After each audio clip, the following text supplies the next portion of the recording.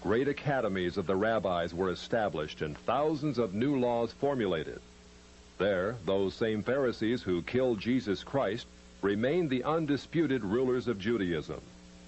In Babylon, the Pharisees codified their oral traditions into the Babylonian Talmud, the written form of that oral tradition which Jesus so bitterly rebuked. The Talmud reveals how deep was Israel's apostasy. The Talmud also helps us understand the basis for Christ's unflattering descriptions of the Pharisees. Jesus described the Pharisees as hypocrites, children of hell, blind guides, whited sepulchres, full of dead men's bones. He even described the Pharisees as children of their father the devil, a murderer from the beginning. The Talmud confirms Christ's words. In the Talmud, in Treatise Sanhedrin, an extensive passage describes the right of the Pharisee to kill anyone, just as long as he did so indirectly. As one of dozens of examples, the Talmud tells us that if one bound his neighbor and he died of starvation, he is not liable to execution. In such an indirect manner, the Pharisees also killed Christ. Manipulating the Romans to actually wield the spear and sword, the Pharisees claimed, as their descendants do today, that since the Romans were the direct cause of the death of Christ, it is the Romans, not the Jews, who are guilty. Christ also called the Pharisees adulterers, an adulterous generation. The Talmud provides generous loopholes for adultery. It says the penalty for adultery does not include sex with a minor, the wife of a minor, or the wife of a heathen. The Talmud also encourages seduction of unwed adolescent girls called designated bondmaids. But it's important how such rapes are performed. With the designated bondmaid, one is guilty only in the case of natural connection, but not in the case of perverse connection. The Pharisees reasoned that rape in a perverted manner is outside the jurisdiction of the law. Normal rape, however, was punishable. In Babylon, sexual perversion of every kind had been a way of life for millenniums. The Pharisees were deeply influenced by such practices. In 3 of the major treatises of the Talmud are found extensive passages which give legal endorsement to seduce and marry 3-year-old baby girls. In fact, many of the greatest rabbis of the Talmud, including Simeon ben Yochai, upheld this privilege. Today in Israel, thousands of Jews go to Meron every year to venerate the memory of Simeon ben Yochai, one of the most respected rabbis in the history of Judaism. In one of dozens of endorsements of child sex, Simeon ben Yochai said, "A proselyte under the age of 3 years and a day is permitted to marry a priest." Agreeing with ben Yochai, the great Rabbah said, "When a grown-up man has intercourse with a little girl, it is nothing, for when the girl is less than this, 3 years and a day, it is as if one put the finger into the eye." The footnote to this passage says, "As tears come to the eye again and again, so does virginity come back to the little girl under 3 years." The same section confirms that sexual activity with small boys is in the same category. The intercourse of a small boy is not regarded as a sexual act. In addition to adulterers, Christ, in the story of the Good Samaritan, portrayed the Pharisees as racial bigots, too self-righteous to respond to the suffering of one who was not a Jew. It is true, because of the wickedness of the Canaanites, which included sodomy and infant sacrifice, Israel had been commanded by God to be harsh in her treatment of the inhabitants of the land. God made it clear that the Canaanites were not simply to be avoided, but destroyed. By the time of the New Testament, this method of preserving God's kingdom by separation and the sword had become obsolete. God no longer made a racial difference between men. But the Pharisees were unfazed by God's new agenda. The Talmud was finally written down nearly 5 centuries after Christ, yet its critical, even homicidal attitudes toward Gentiles might have been lifted out of the book of Joshua. However, the quickest way to grasp the Talmudic view of Gentiles is not directly from the Talmud, but from the Jewish encyclopedias. If we quote an isolated opinion from the Talmud, A rabbi may quickly object, saying, but that is not the overall opinion of the Talmud. That is not the definitive view.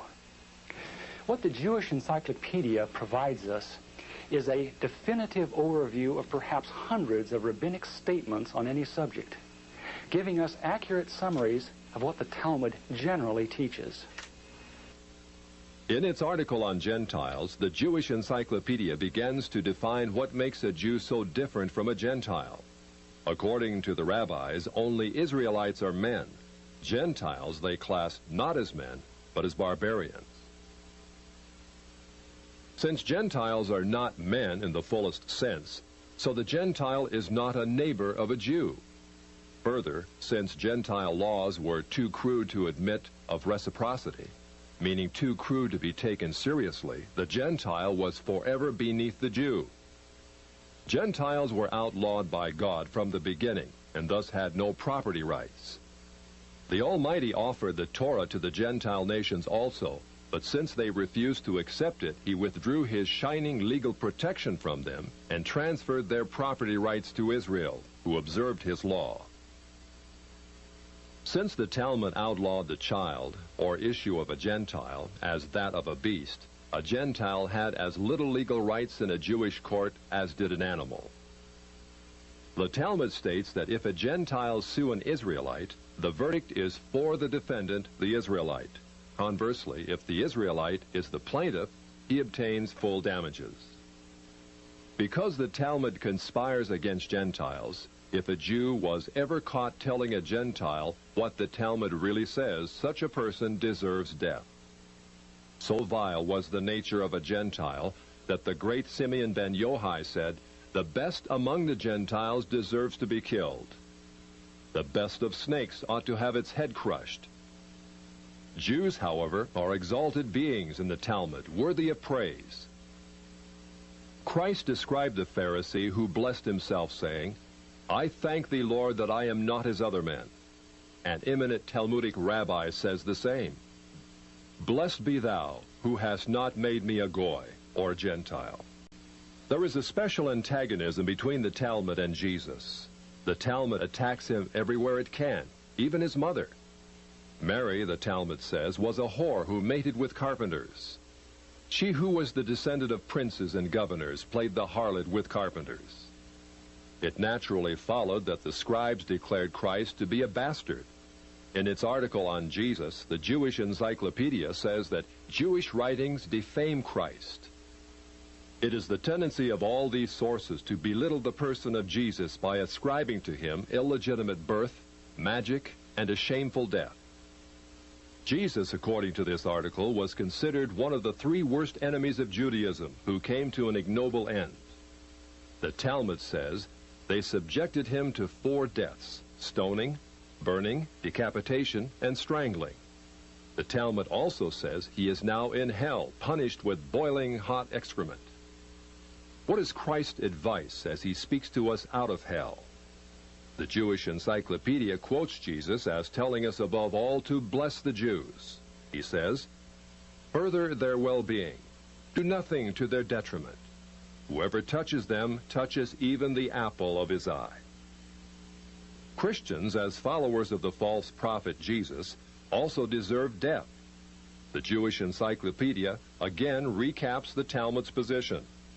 A Gentile observing the Sabbath deserves death. The testimony of a Christian was not admitted in evidence in Jewish courts, and an Israelite who found anything belonging to one who was a Christian was forbidden to return it to him. The Pharisees, through their Talmud, thus gave the Jews an ethic which encouraged bigotry and isolation. But it did worse than that. It invited persecution. By the 11th century, the inhabitants of Babylon, growing weary of the self-righteousness and dishonesty of the Jews, expelled them to the west. That's part of our faith. They had to read the Bible, the Torah. And that carried the Jewish people as a unique people of the book, as we called it. The people of the book not only knew the book, they could read the book. The capacity to ask questions, which is what the Talmudic tradition did across Jewish communities. It never defined the end of knowledge. It never put an exclamation mark on truth. It was constantly questioning, expanding, growing, exchanging between communities, between great scholars and their students.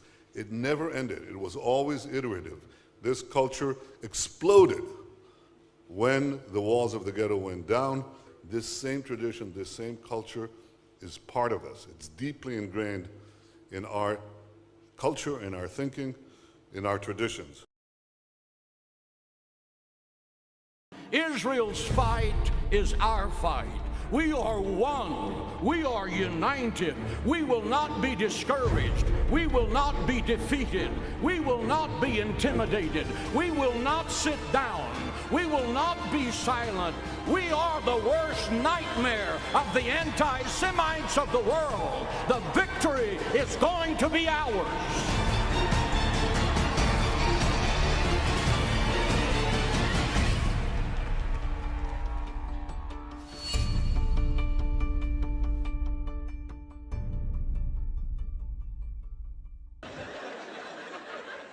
I don't care. Good.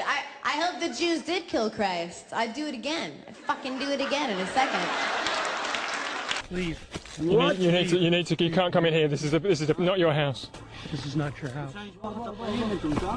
We killed Jesus. We're proud of it. Where are you? We're gonna kill you and the Palestinians. You bastard. This is my house. This is my land. God gave it to me. And fuck you. When they circumcise little boys, the rabbi actually puts his mouth around the penis and sucks the blood. I am not making this up. This is Talmudic Judaism, and this is what is being carried out in Israel. So for those who want to support Israel, especially the idiot Christian Zionists, my God, how stupid are you? These people hate Jesus Christ, and they definitely are using you like a bunch of idiot pawns for their own sick and twisted game. That is the reality. Absolutely.